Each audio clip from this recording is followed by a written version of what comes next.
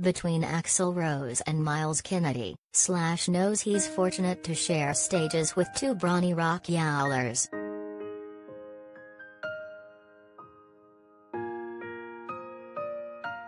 But the ace guitarist with the identifiable ebony top head is more than a bit responsible for the massive and sustained success of Guns N' Roses, as well as the smaller, albeit equally musically stinging crunch rock of featuring Myles Kennedy and The Conspirators.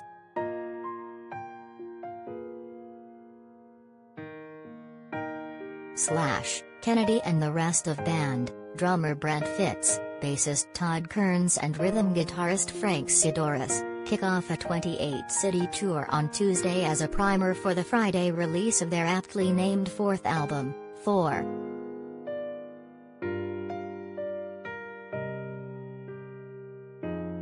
The record, the first release on the new Gibson Records label in affiliation with the guitar brand, arrives in grand form, including deluxe vinyl and CD box sets and, in a nod to a certain demographic, a cassette tape.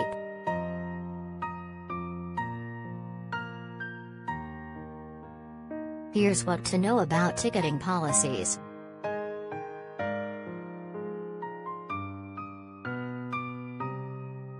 Many of the songs, such as The Path Less Followed, were penned pre-pandemic and draw influence from myriad life experiences.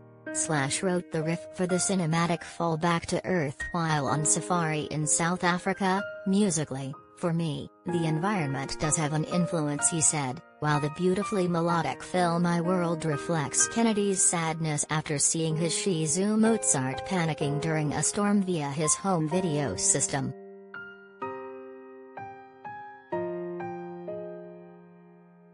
Calling from band rehearsal in Los Angeles, 56 talked with USA Today about the Conspirators' collective bout with COVID-19, working with renowned producer Dave Cobb on 4 and the young artists who will continue to carry the rock and roll torch.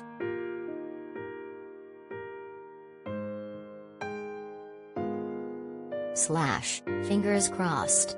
We just did the Guns N' Roses tour and there were a lot of precautions. We have so many safety measures prepared for this tour, so we just go for it. It's a conscientious group of people, but you can't control everything and it's hard to contain this thing.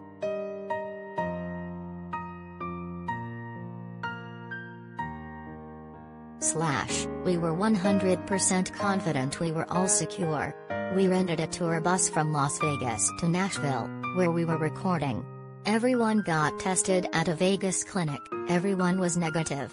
We had a great drive across the country to Nashville and we had this great experience recording live in studio. We did it relatively fast and as soon as we were done, I got the call from Myles that he tested positive. And then we were dominoes. I got vaccinated and got it 2 days later. Fortunately the record was done. We only had some overdubs so it slowed that down, but we were lucky.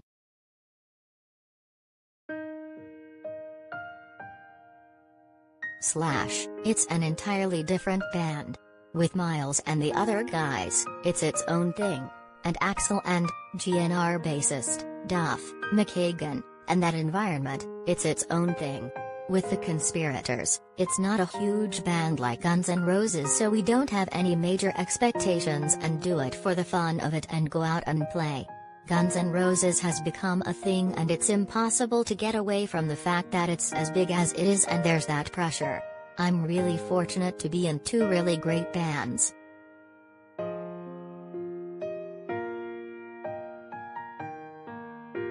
Nominees include Pat Benatar, Duran Duran, Rage Against the Machine.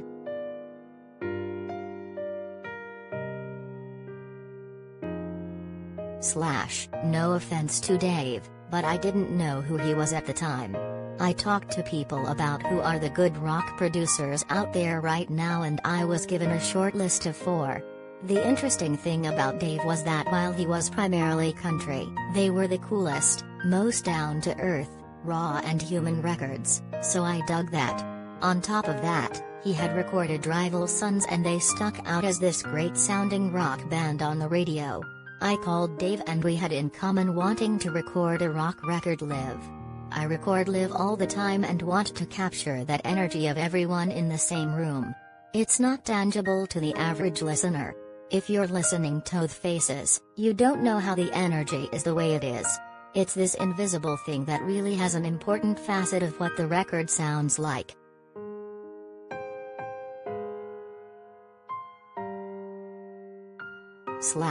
Fortunately for me, I never think too far into the future.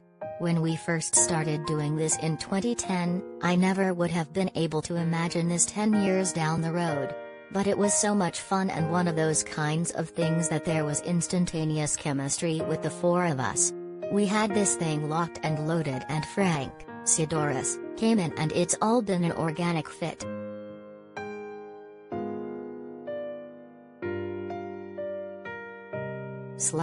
Wolfgang comes from a legacy and is an island unto himself.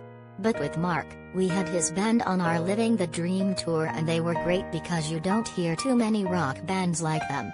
There's a real groundswell of kids playing rock and roll stripped down and not affected by the trappings of this industry, and Dirty Honey is one of those bands.